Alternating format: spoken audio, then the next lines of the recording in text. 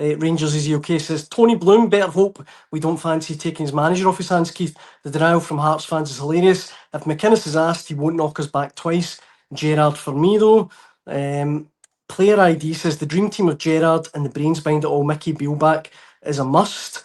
Your loyal Muppet wants something a bit more ambitious, though.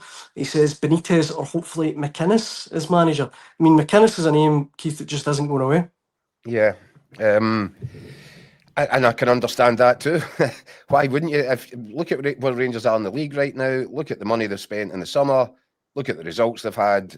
Look at what Hearts are doing under Derek McInnes on a fraction of the expense. Of course, it makes perfect sense. Of course, it does. But what did I say in the show last night, Daniel? If a man like Derek McInnes, if Rangers were to go after him, then if he was invited into an interview, he would be interviewing Kevin Thelwell, not the other way around. He would need to be satisfied that he would be working with people who will help him achieve what he would want to achieve. Much like Brendan Rodgers said about the Celtics board, Derek McInnes would need to be convinced that the people that he would be working with would share his ambitions and his vision for how those ambitions might be achieved. And I'm not sure that Kevin Thelwell and Derek McInnes would make comfortable bedfellows, I'll be honest. Now, what I do find really interesting, Daniel, and this is, I think there might be a little shift in the background politics going on, but that will become clearer over the course of the next couple of days. When Andrew Kavanagh and Parag Marath first came in, they were behind the eight ball in terms of the whole takeover took about 2 months longer than I think they projected that it might. So they were late. They were late to the party when they finally get in, and I think they rushed things. I think they made some bad decisions in that period. I think appointing Kevin Thelwell would be one of the chief among them. But they also said to Kevin Thelwell and Greta Steinson, we're going to delegate. You guys are in charge. Go and find us a manager or a head coach. And I get the distinct impression that they are reverse ferreting on that position. I get the distinct impression, and they've said pretty much as this in their open letter to the supporters, that Andrew Kavanagh and Parag Marath are going to be really hands-on in terms of the appointment this time around. And that's the admission that they had really very little to do with the last one, and which they've then admitted as a mistake. Now, the reason I'm talking about all this is, where does that leave Kevin Thelwell?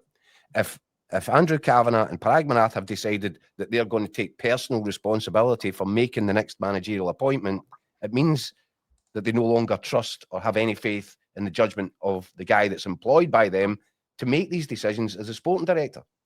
So I wonder, Daniel, if what we're witnessing here and what might be, taking place in front of our very eyes is that Thelwell's getting totally sidelined, and that they have made their priority, obviously, to get a new manager in place for the Dundee United match, and then they'll go back and deal with other issues, residual issues. Kevin Thelwell might well be one of them. And a further intrigue to that is, where's Robbie Thelwell? Because a week ago, that looked like it was an appointment which had just about been done and dusted, so much so that Russell Martin was even talking about it in press conferences. Robbie Thelwell is yet to arrive, as far as I can see. I don't see any confirmation of his appointment. So if you were sidelining Thelwell, if you think that there's been too many errors of judgment and that his position has become untenable, you don't press ahead with bringing in his boy as head of recruitment, do you? So, listen, I think that's interesting. That'll be a key indicator.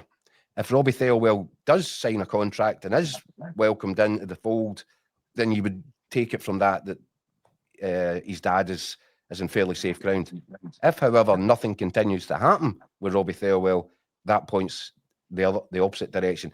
And the reason for all of that is, Daniel, that might make the whole process a little bit easier. If you are going after managers of a proper calibre, they don't need to sit and interview Thelwell and work out whether or not he's the sort of guy that they could be comfortable working under.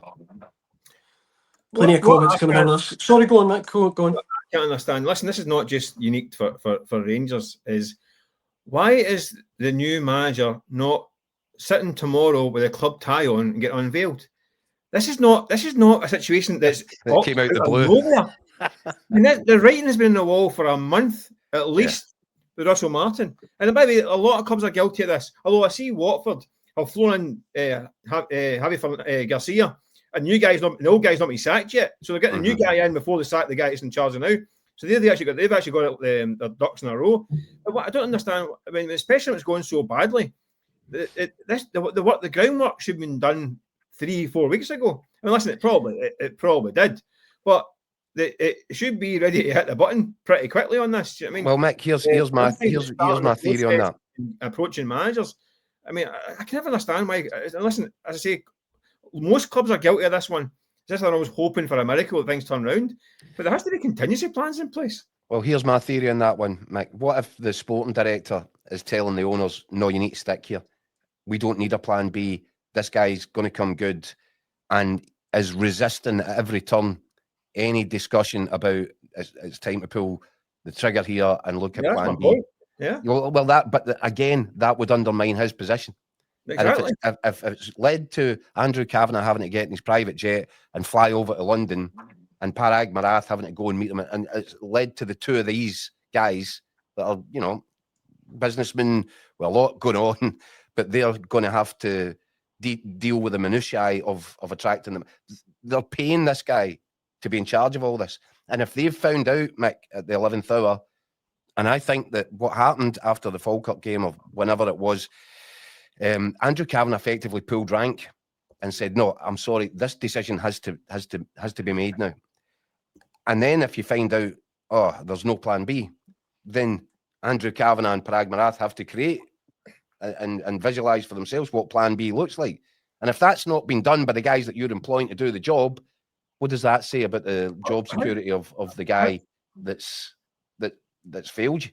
But how is Andrew Kavanagh and Parag McGrath going to be doing this? Because they'll admit themselves, they're not the guys. Football guys. I mean, exactly. I mean, Andrew Kavanagh, I mean, that's not offense, but I'm pretty sure he's not going to pick out who's managing the top side in Slovakia. Do you know what I mean?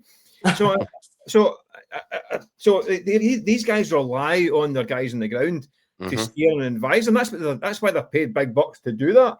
And that's why they approved the Russell Martin appointment. Yeah. So if we're not relying on them, I don't know where they're going. They're going to put up an advert in a shop asking managers to apply. I mean, they have to use the guys on the ground who have the contacts and have the knowledge and nous to go and look at for the next manager. So it's and then listen, they've got a very tight deadline. By the start of next week, the guys got to be under the desk and taking their team because they can't let it rumble on. Well, the season is in the balance. I think you're absolutely right, Mick. And I think another thing that points to that is the fact that the players were given this week off effectively. Just come back. I don't know if they're back in on Friday, whenever it is. I know the international guys won't be back in until a week on Wednesday. But what does it tell you? Ordinarily, if you were going into a process that you thought might be likely to last 3 or 4 weeks, you would need to have an interim coaching team in place for the players, even just to take training, even just for the guys to go in and get a loosener or whatever. You need some sort of structure there